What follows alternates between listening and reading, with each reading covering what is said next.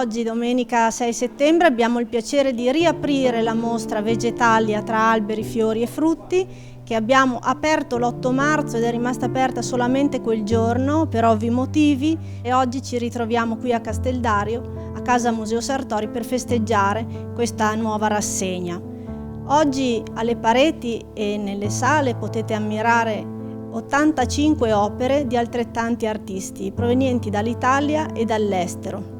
Devo dire che, come sempre è nostra abitudine, riuscire a organizzare delle rassegne di ampio respiro e di ampio raggio. Artisti che provengono dal Piemonte, dal Veneto, dalla Lombardia, Emilia-Romagna, Liguria, per arrivare all'Umbria, al Lazio, la Puglia, la Sardegna e la Sicilia. Quindi copriamo tutte le regioni e un panorama quindi nazionale e, come dicevo, anche internazionale, in quanto ci sono anche artisti stranieri che vivono in Italia e che presentano ciascuno un'opera.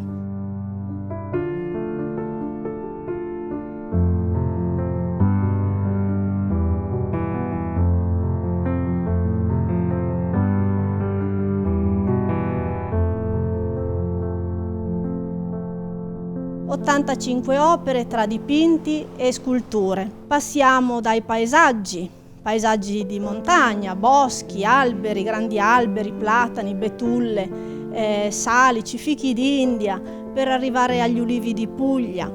Altro argomento sono i fiori, quindi composizioni floreali, vasi di fiori, campi di fiori, dalle rose ai garofani, e poi le nature morte con la frutta, la verdura, dall'uva alle ciliegie, i peperoni, l'aglio, il peperoncino. Le creazioni più diverse e più armoniose che gli artisti hanno creato. La mostra si articola con opere realizzate con diverse tecniche, quindi la tecnica d'olio, l'acrilico, la tecnica mista, l'incisione, il monotipo, per passare alla scultura in legno, in carta, con dei nastri di tessuto, in terracotta.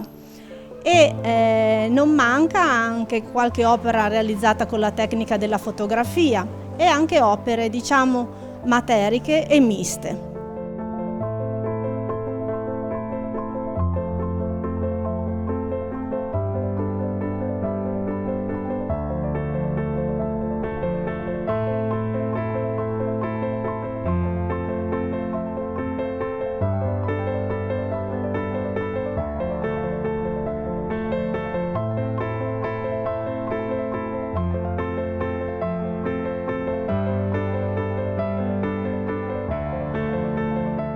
La mostra, come sempre, gode di importanti patrocini, dalla Regione Lombardia alla provincia di Mantova, al Comune di Casteldario, al FAI, all'Ecomuseo, per citarne alcuni. Inoltre, come sempre, abbiamo realizzato un bel catalogo che dà la possibilità, sfogliandolo, di ammirare tutte le opere presenti in mostra e leggere le biografie di ciascuna artista per avere notizie ulteriori.